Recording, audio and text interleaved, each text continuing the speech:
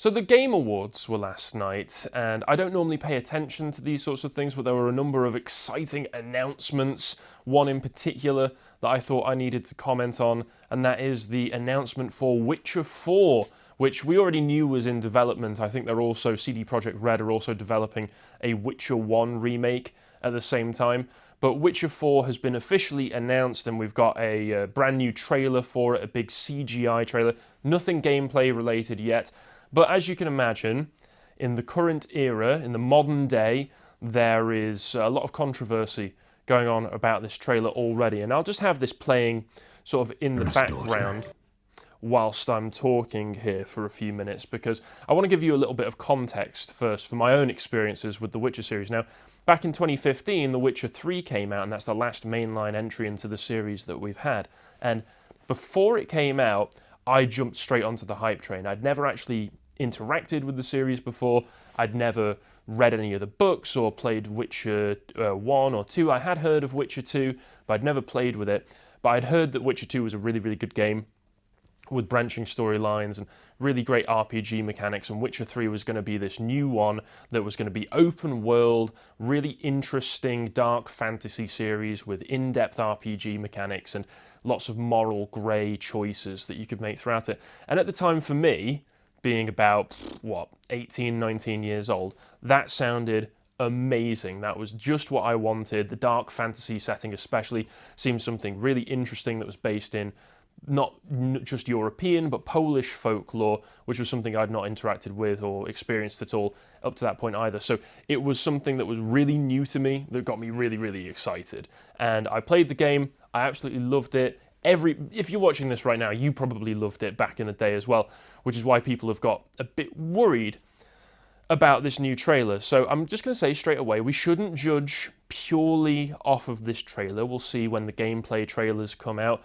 But the CG trailer here does have a few things that are worrying to people, which, first of all, the new game is going to have Ciri as the main character rather than Geralt. There she is, our girl Ciri, on screen right now, looking tough, girl bossish.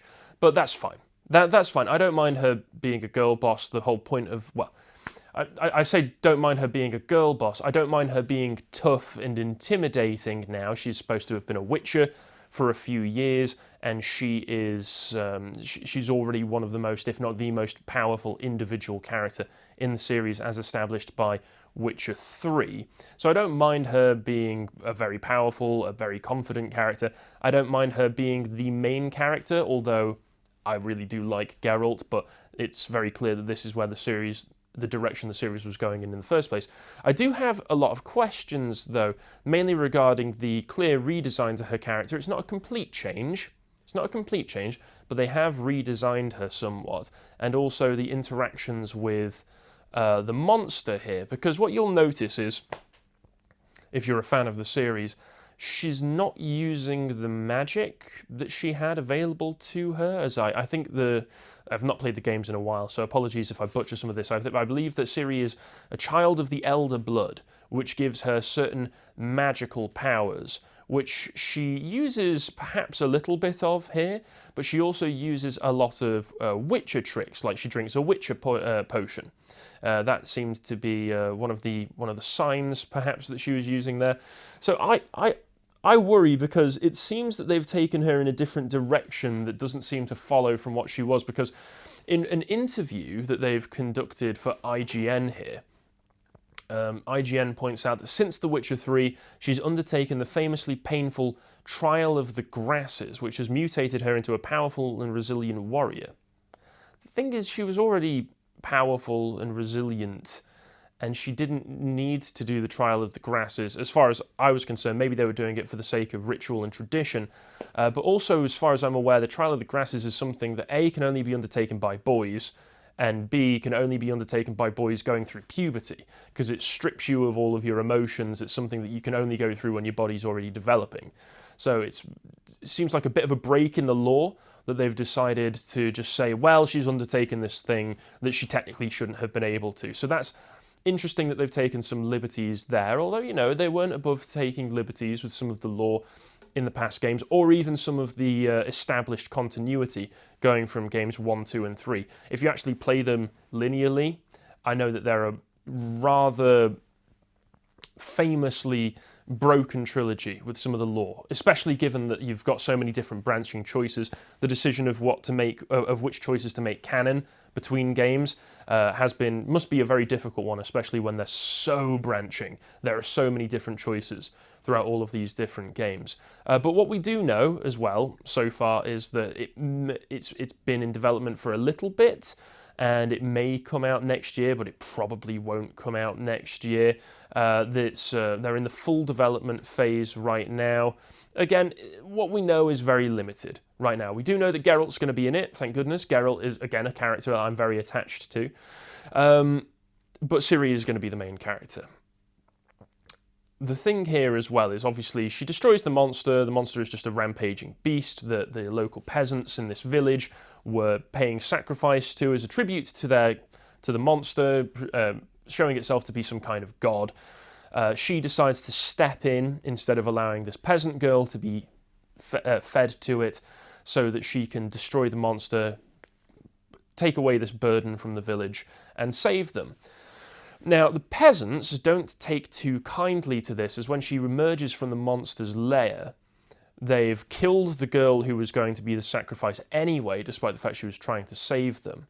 And she turns around and does a classic Witcher line. She says, "There are no gods here, only monsters," which to me really draws to mind the original pre-release CG trailer for The Witcher 3, where the Geralt fights off the soldiers who were abusing peasants, and they say, "What are you doing? You're only supposed to kill monsters." And he says, "I'm killing monsters," which was actually made fun of in the released version of the game, because the character Lambert makes fun of Geralt for being cheesy, because that's what it was. But this is somewhat in line with the world that CD Projekt Red has released. But of course, it has, in the current day, got a little bit of concern, because you've already got people in the replies underneath saying, "Why am I not playing as Geralt? Ciri looks terrible. This is Reddit tier atheism." And I think it's all summed up quite nicely with this person's here saying, "Looks like S. Ciri got hit with the ugly stick," kind of true. "Has a terrible new voice actor." She does have a new voice actor. I don't know why they changed her. Perhaps the old one wasn't available, but perhaps they decided to go in a different direction now that she's older. They wanted someone who sounded more mature. She only has about 4 lines throughout the entire trailer, so I'm going to hold off judgment on that. But it makes point that it breaks the law by taking a Witcher potion despite lacking mutations. Well, according to the IGN article, she has gone through the mutations, but that breaks the law in a different way. And vibe shifted from moral greyness to nuanceless Reddit atheism. Medieval peasants are the real monsters for being religious. I can understand the concern there. Sadly, I do think that this kind of portrayal of medieval peasants as being backwards and superstitious is actually quite true to a lot of the story that we've been told so far.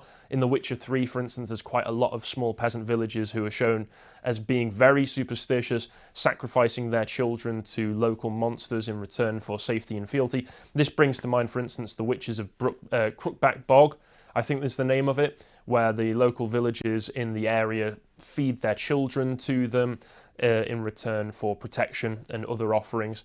So I don't actually think that's too much of a step outside of what the series has already been presenting to us, because if we're honest, if we look back objectively, there is still quite a lot of Reddit atheism in the series as it's been presented so far. The difference is that now, given how hyper-politicized things have become, the worry is, how pronounced are they going to make this?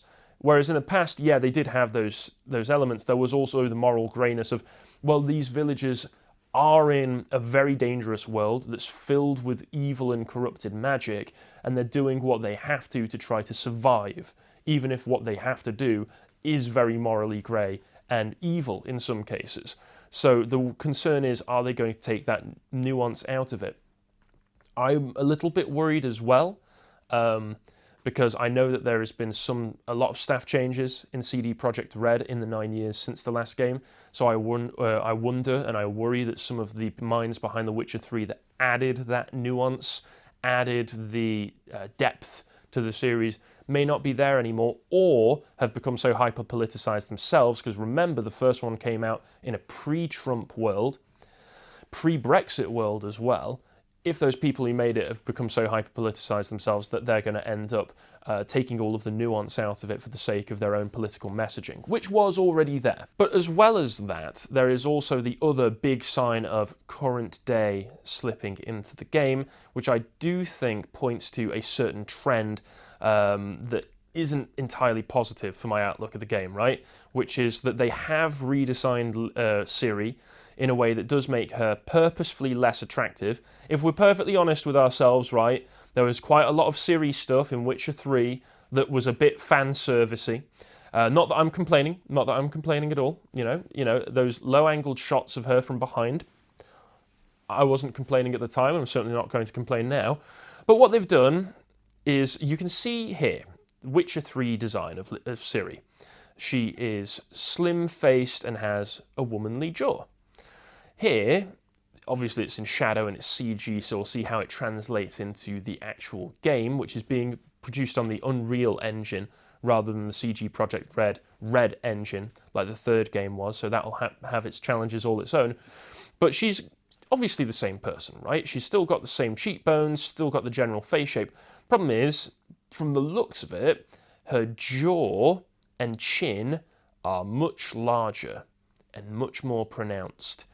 So clearly what they have done, and this is something that you see in so many games, I recently completed Silent Hill 2 for the first time, right? So I played through the original PS2 release.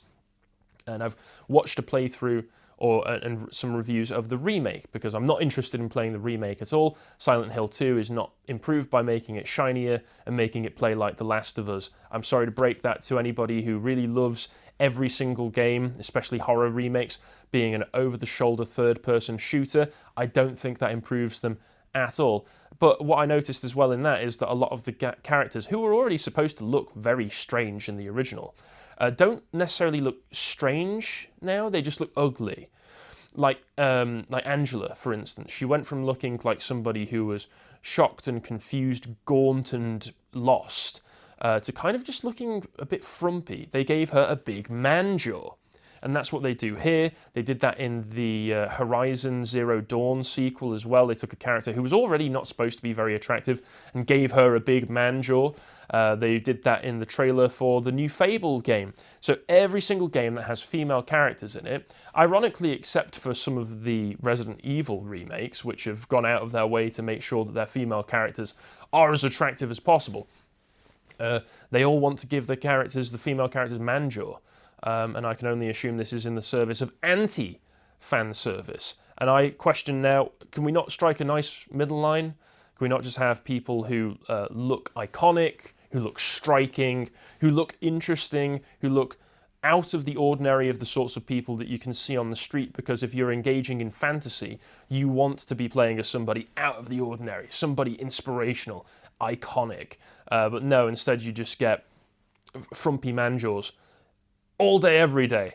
Frumpy man jaw for you, frumpy man jaw for you, frumpy man jaw for you. Oh, you're a man? Well, sorry, you're going to look like a bitch. So that's my thoughts on The Witcher 4 so far. Obviously, there's not much to go off.